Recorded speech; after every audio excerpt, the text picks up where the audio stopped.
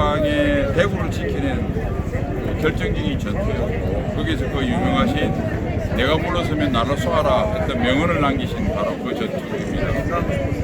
다부동을 지켰기 때문에 대구를 지켰고 대구를 지켰기 때문에 낙동강 방어선이 지켜졌고 또 나아가서 낙동강 방어선이 있었기 때문에 대한민국이 있었습니다. 그리고 그 뒤에 잘 아시는 바와 같이 평양을 제일 먼저 입성하셨죠. 일사단장으로서. 그리고 145대 때 이후에 서울을 재탈환할 때도 성공이 있었습니다. 그리고 한국군 최고의 제일 먼저 사성장군이 되셨고 두 번의 육군참모총장과 한 번의 합참의장 그 당시는 연합참모의장이라고 했습니다만 이런 아주 전설적인 분이신데 지사님 말씀하신 바와 같이 백선엽 장군이 뭐 사실상 미군과 어깨를 나란히 같이 하고 대한민국을 지켜낸 영웅이자 미국의 은인이십니다. 그래서 미국에서도 존경을 하고 있고 이번에 특히 그 미국 NSC에서 애도 성명을 발표했습니다. 우리 청와대에는 아무 말이 없죠. 더불어민주당도 아무 말이 없습니다. 그런데 이렇게 된 또 배경에는 미국에서도 백선엽 장군에 대한 그 가치를 아주 높게 보고 있었지만 우리 미래통합당 외교안보 특위에 우리 조태영 의원을 비롯해서 미국과 네트워크가 있는 우리 의원들이 해리스 대사와 미 국무부에 또 직접 이 사실을 전했고 거기 미국에 파답을 했습니다. 아직까지 언론에 완전히 지금 드러나 있지는 않지만 지금 발표는 안 됐지만 펜스 부통령이 아마 백선엽 장군님 유족분들한테 지금 오늘 중으로 오늘 처음 밝히는 사실인데요. 오늘 중으로 애도 편지를 보낼 예정입니다. 그래서 비록 우리 미래통합당 외교안보 특위에서 미책에 직접적으로 요청도 했지만 그걸 적극적으로 수용을 해서 미국도 당연히 백선엽 장군에 대해서 애도를 한다. 트럼프 대통령이 보고된 것은 물론이거니와 이렇게 정말 한미동맹이 백선엽 장군님의 서거를 계기로 이렇게 다시 하나가 된 모습입니다. 여기에 빠진 것은 문재인 정권입니다. 네, 그러면 신원식 장군님이 현역 군인들 중에는 가장 이 국군의 전체적인 상황, 한국의 안보 상황, 한국의 한미 동맹에 대해서 가장 많이 아시는 분이 지금 마침 백선엽 장군님의 분향소에 오셨습니다. 물론 현재 아산병원에도 조문을 하셨습니다만 이것이 국민 여러분들에 대해서 감사의 뜻을 표하고자 해서 이 자리에 오셨습니다. 그래서 신원식 장군님이 우리 군을 대표해서 또 국회를 대표해서 지금 대한민국의 대통령은 왜 여기에 아산병원에 조문도 안 하고 여기 분양도 안 하고 저 사람들은 대한민국의 국방을 어떻게 생각하고 있는지 그걸 어떻게 지켜야 될지 국민들이 여기 와서 저보고 하는 소리가 야 나는 이제 한국이 다 적화되었다고 생각했는데 여기 와서 희망을 보았다 이렇게 말합니다. 그래서 두 번째는 너무나 안타까워서 꽃한송이 밭으로 어떻게 성추행범은 저기 이곳이 지금 코로나 바이러스 때문에 집회금지구역이죠. 여기도 집회금지구역이고 서울시청한테 박원순 분향소도 집회금지구역. 그런데 성추행범은 시에서 혈세를 이용해가지고 분향소를 차려주고 이 홍보 영웅에 대해서는 예전까지 가서 장사를 지내라는 너무 안타까워서 자기는 꽃한송이 안 갇히면 집에 앉아 있을 수가 없어.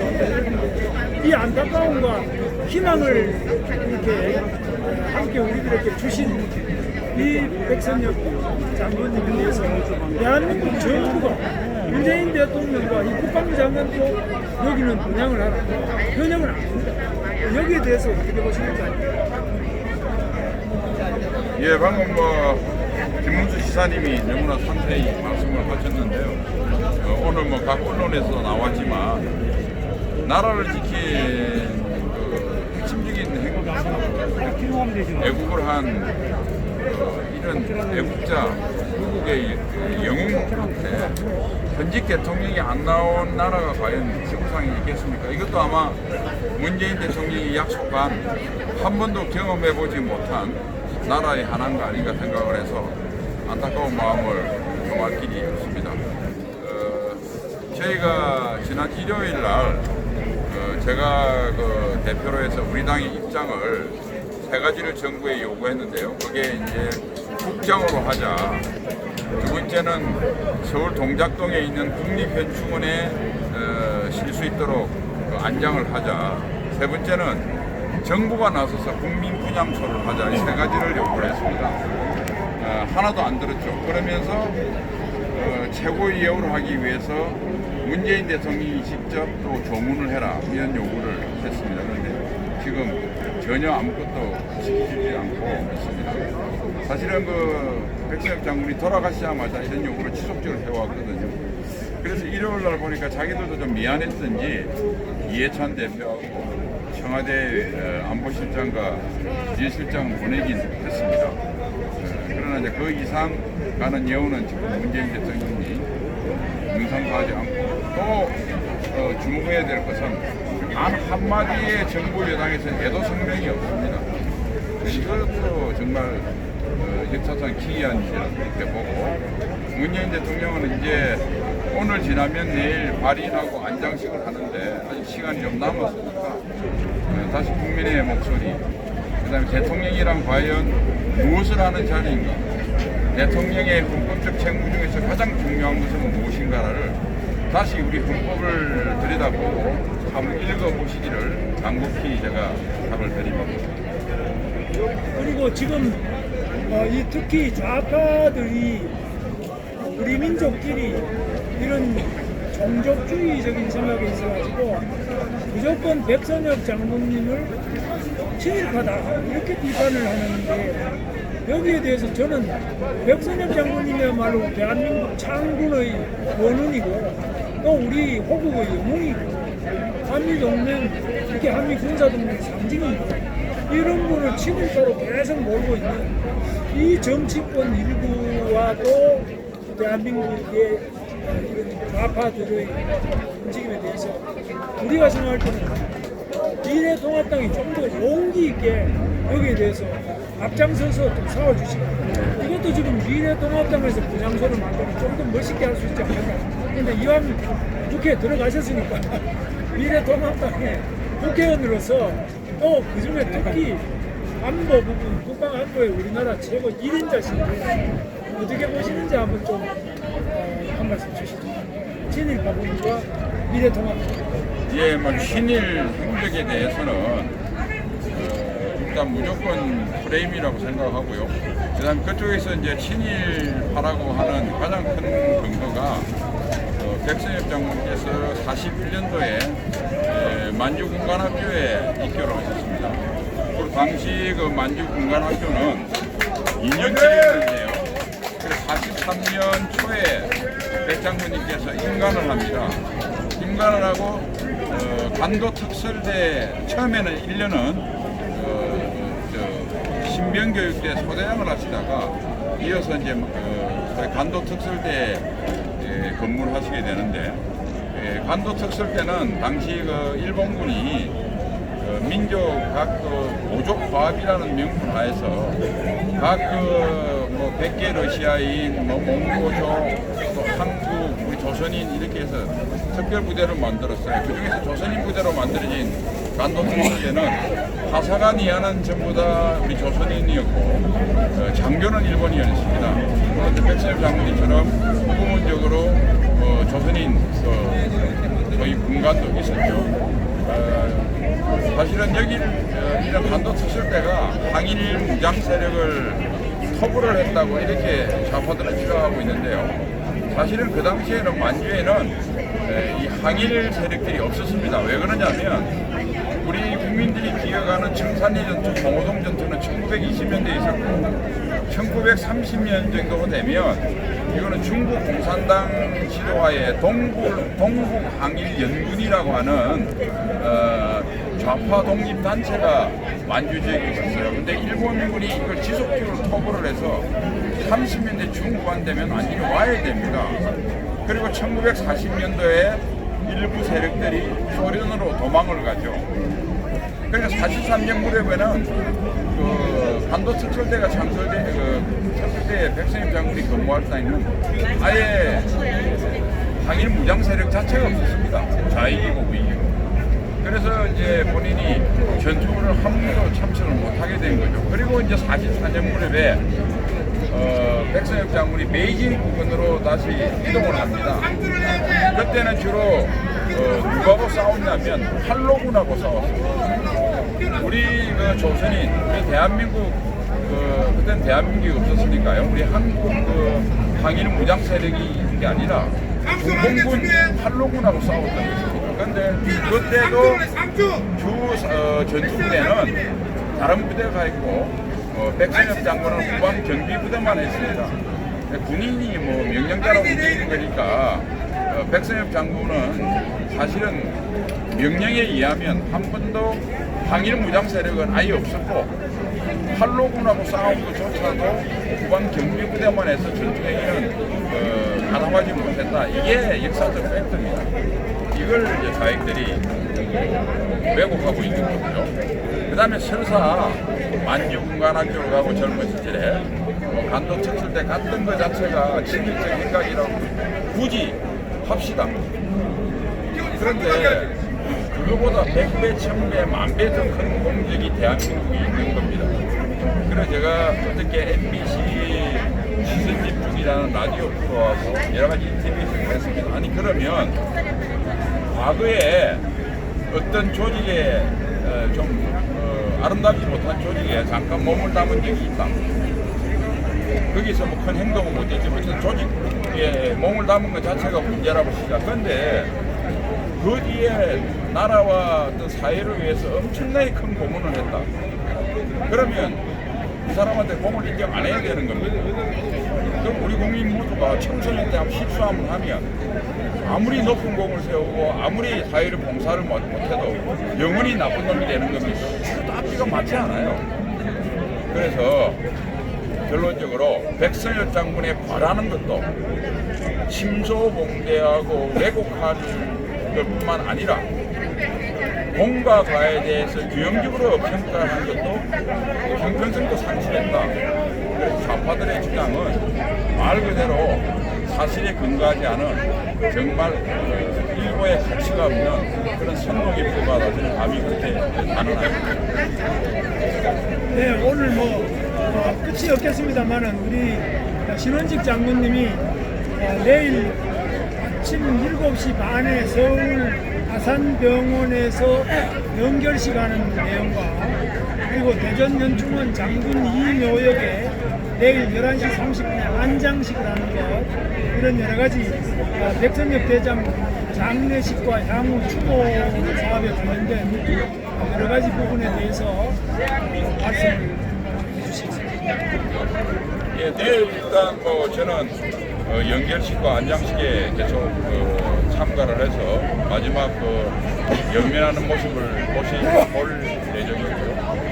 그 다음에 한 가지 이제 우리 국민들께서 지금 일부 언론에서는 이렇게 이야기하고 있습니다.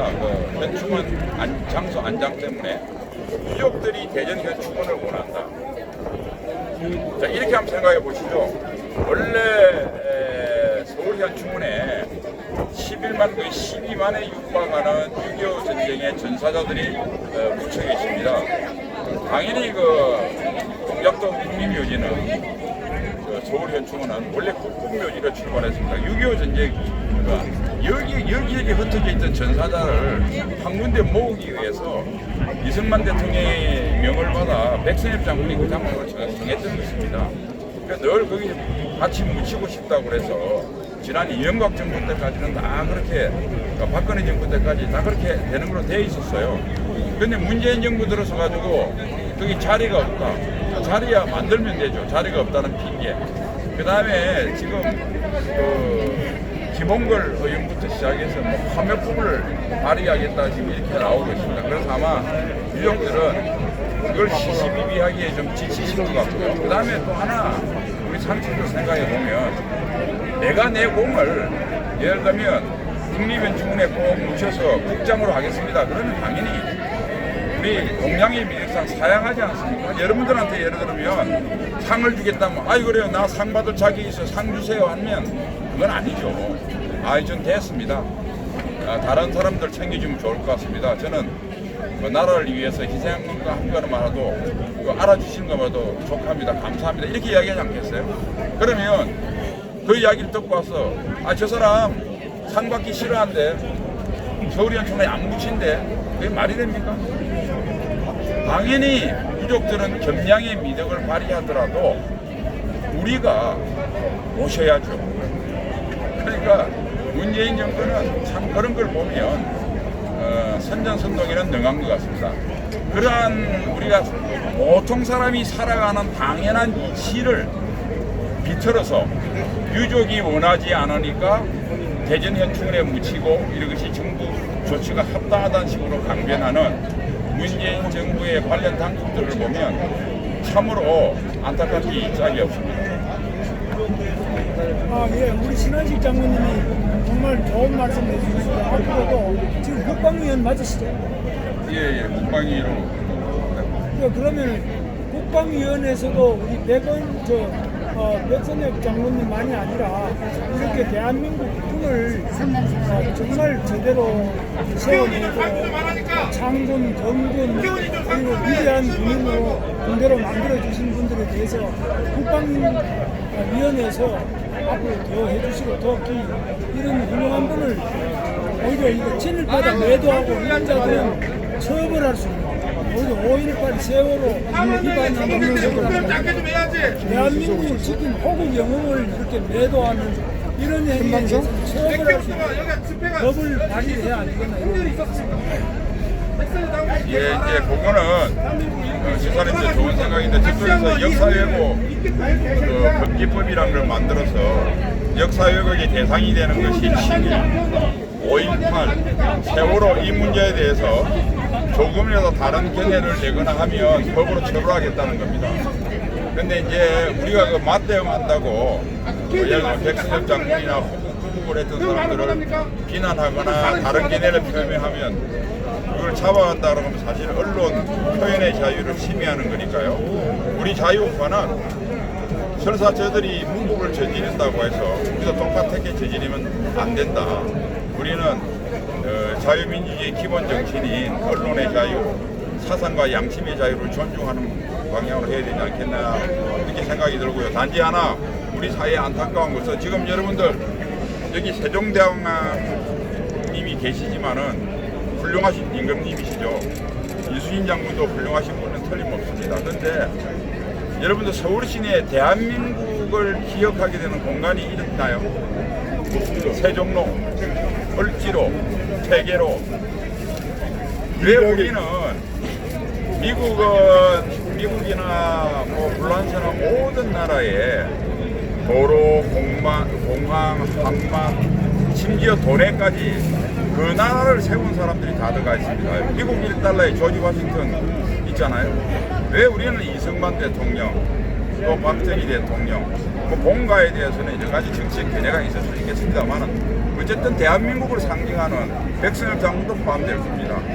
이런 분들이 왜 우리 돈에 얼굴이 안 들어가고 이 도로가 왜 대한민국을 기억할 수 있는 도로명이 하나도 없을까요? 우리가 조선시대에 살고 있습니다. 저는 간혹 서울이 옛 한양 같아요. 그래서 우리가 이런 하나하나마저 우리 주변에 자랑스러운 대한민국 역사를 기억을 하고 할 수 있도록 이런 것들을 차근히 좀 추진했으면 합니다. 우리 신원식 장군님이 잘 해주실 것으로 저희들이 믿습니다. 지금 대한민국 군인 정신의 상징 우리 백선엽 장군님의 분향소에서 신원식 장군님 하시는 좋은 말씀 주셔서 앞으로 더 좋은 활동 국회에서 많이 해주셔야지만 대한민국을 구할 수 있지 않겠나 생각합니다. 신원식 장군님 감사합니다. 다음에 이제 우리 최춘식 의원님이 이분도 포천 가평 출신이신데 우리 최춘식 국회의원